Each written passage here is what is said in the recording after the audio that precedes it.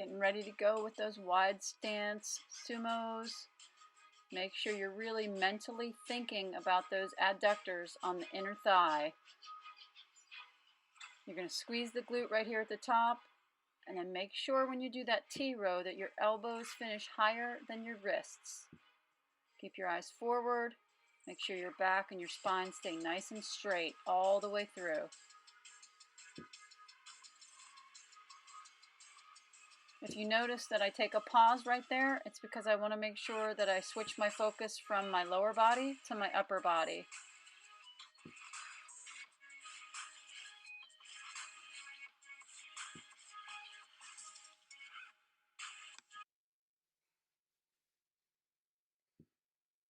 All right, we're getting ready to go into the lat pull downs. If you do not have a setup to do lat pull downs, I want you to do a wide shoulder press overhead.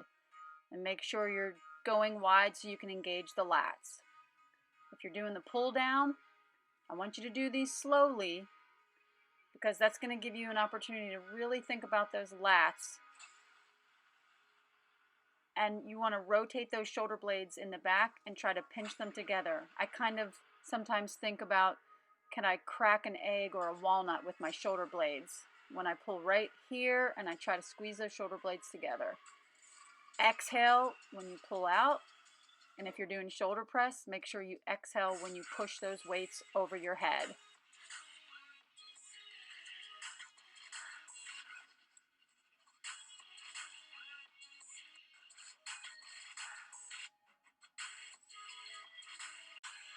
All right, we're going to transition to one dumbbell or one kettlebell. You're going to do 2 exercises back to back.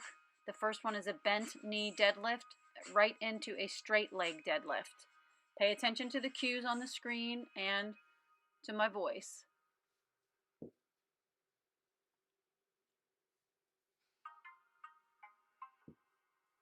Okay, so here you're engaging definitely the quads, more dominant.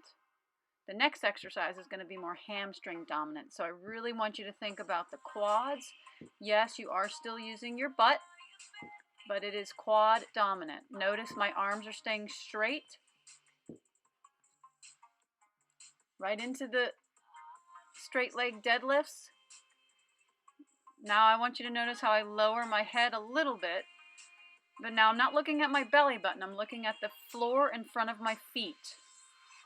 Mentally drive your heels into the floor and lift that weight with your hamstrings and your glutes. Right here.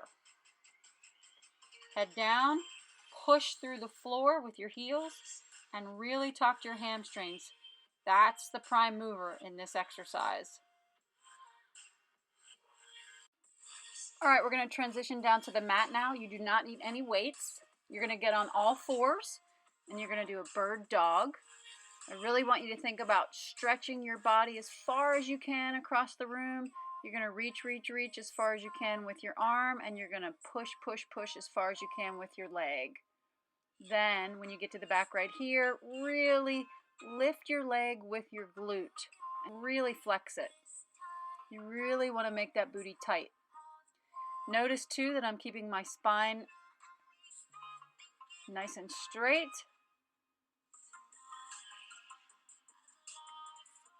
Get really long here. Remember to reach.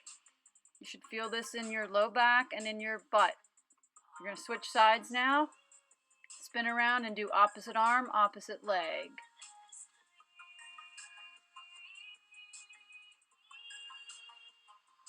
Really drive through the heel. You're really going to squeeze that butt at the top of that kick in the back. Just try to make your body really long here.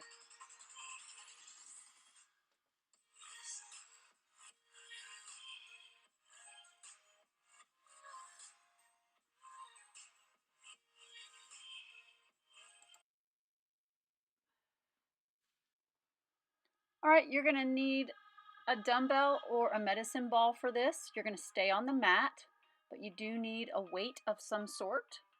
And this is going to be 2 moves in one exercise. First, your toe tap. You're going to tap that weight to your toes, and then you're going to open up that jackknife.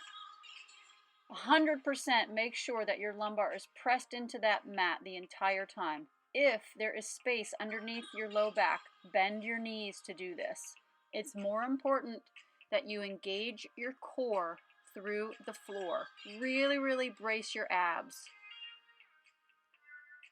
You notice my theme here with every exercise. I do these reps slowly because I want to get the most mental and physical engagement that I possibly can in the muscles that are supposed to be moving the weight. This is what it looks like with bent knees, in case you're having trouble with that low back. There's no shame in doing them this way. It's better to do them safely and not injure yourself so you can keep exercising.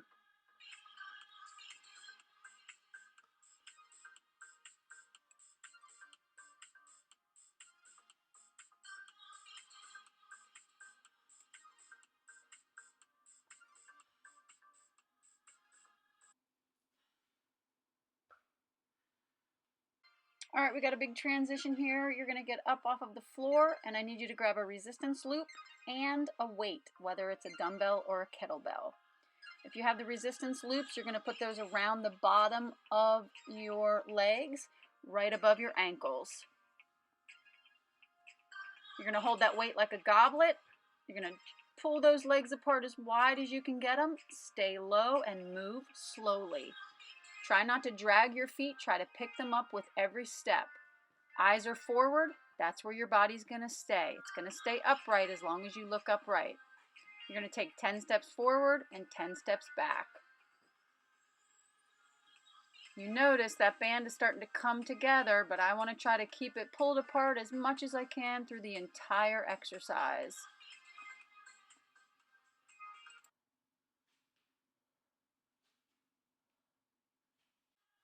All right, I'm going to give you a little bit of transition time while you get up from the floor and get your weight. If you have a dumbbell, you can use that. If you have a medicine ball, you can use that. I would love it if you would make yourself a rice bag with a couple bags of rice inside a recyclable grocery bag. That's what I used. Obviously, you can, like I said, use a dumbbell or a medicine ball. But trust me, if you make yourself one of these rice bags, it will be your new favorite piece of exercise equipment. Also, if you do not have a bench or a step, you can use a low counter or a wide, sturdy chair that will not move on you. Here's my rice inside my grocery bag.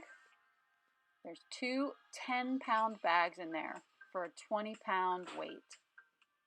I absolutely love these. I have a 20, a 25, and a 40, and I use them with almost every workout. Go ahead and put that box or that bench or that chair right beside you.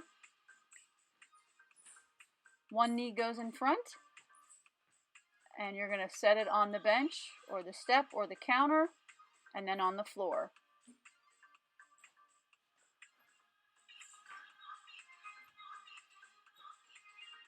Now we're going to move this bench backwards, and what that's going to do is require us to rotate further. So it's going to increase that range of motion.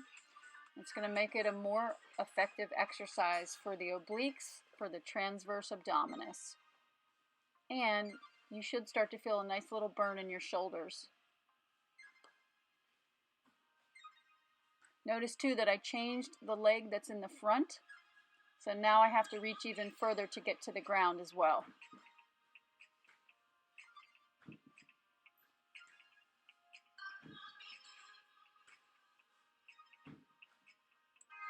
All right, we got 3 more reps here, and then we're going to transition down to the floor.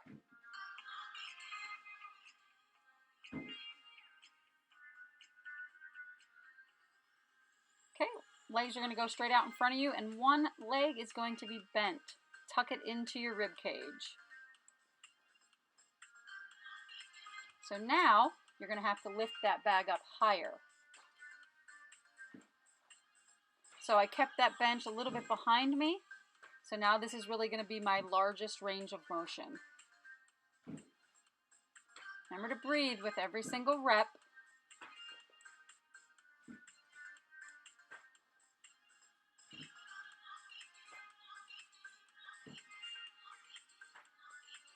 All right, we got one more rep coming up here, and then we're going to switch sides. Okay, just put your body on the other side of the box or the bench, or turn the other way towards the counter. Okay, we're going to go through those 3 exercises again.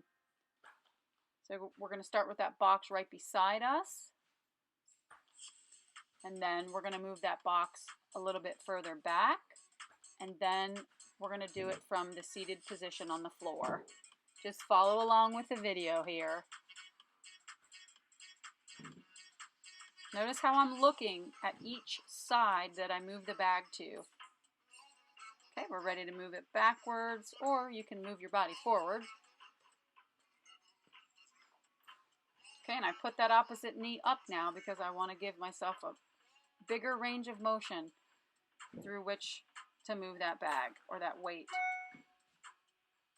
You can tell here my shoulders are starting to get tired.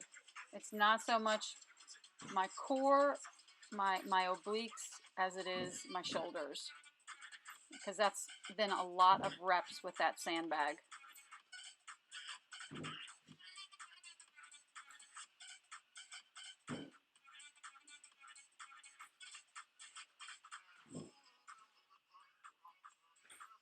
Yeah, these don't look very pretty compared to the other side that I did.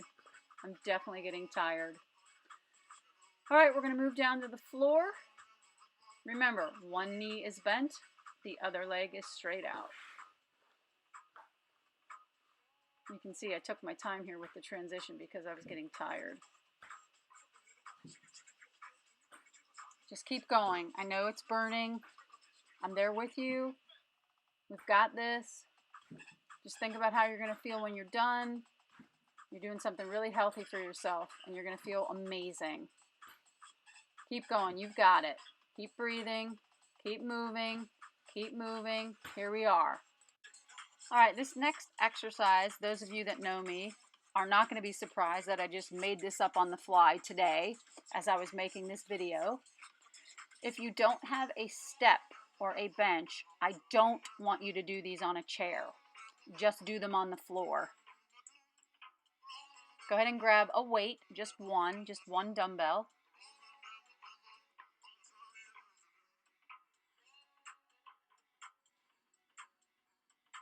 Okay, so I'm using a weighted bar here. You can also use a dowel rod or a broomstick, but a weight is actually going to be more of a challenge. You're going to bring that knee all the way up, and notice how I'm reaching up to the sky with the free arm. This is a really difficult balance challenge for me, but I wanted you to see. I didn't edit this video so you could see a perfect rep. I wanted you to see that I fought through the imbalance and kept working to try to improve. And that's what I want you to do too.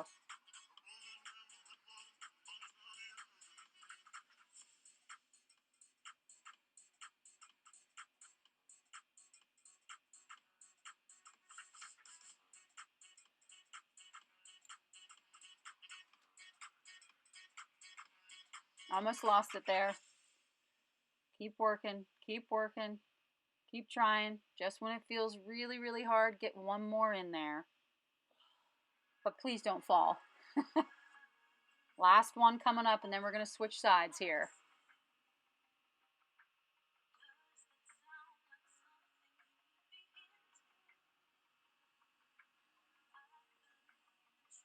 All right, it's really important to get that high knee on the leg that's free moving over there. It's also really important to reach up into the sky. Always get your body really long when I have you doing these types of exercises. And the leg that's loaded on your bench or your step, you're really pushing through the heel. Try to squeeze that butt at the top when you straighten out your leg on that bench or that box. Obviously, I have better balance on this side. Not much better, but a little bit better.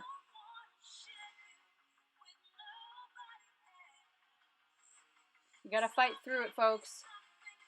This is not when you quit. This is when you tell yourself, I can do one more. I've got great news. This is our last exercise. All right, we're back to a single weight again. A dumbbell is probably going to be your best choice here. And you're literally going to hold that dumbbell like it's a hammer or an axe. It's extremely important that you step forward with the opposite leg from where you start your dumbbell. Notice how I keep my eyes looking forward and upright because my body wants to stay where my eyes are going. So if you don't want to fall down, don't look down. 2 more reps and then we're going to switch sides. Last one. All right, by switch sides, all I mean is put that dumbbell over the opposite shoulder and step with the opposite leg and chop to that side of the body that you're stepping with. So if you see here, I'm going to step with my right leg. That means that that dumbbell is going to start over my left shoulder. Step with the right, chop to the right. Eyes stay forward, don't look down. You got this.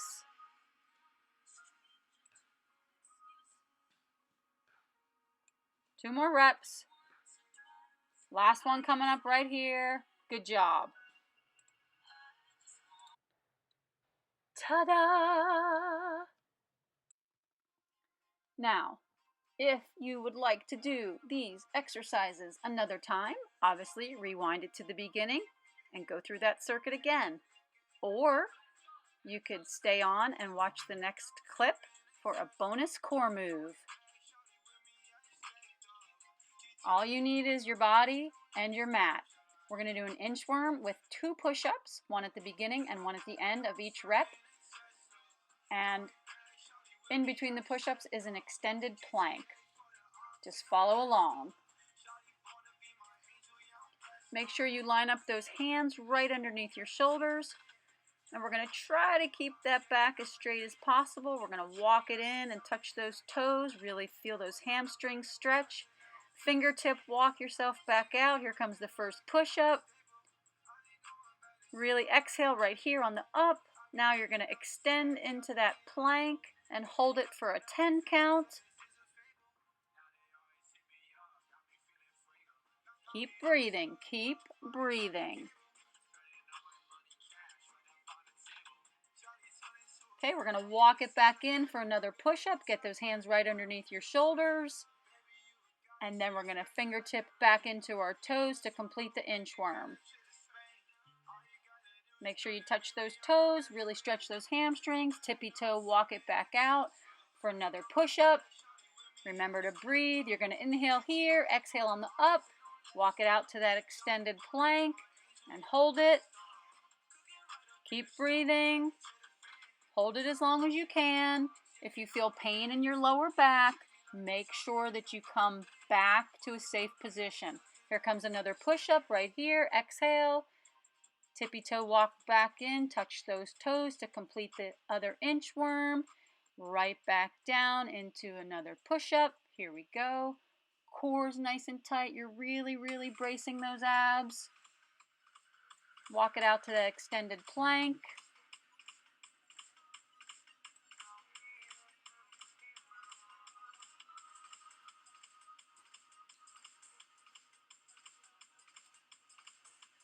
Last one coming up right here.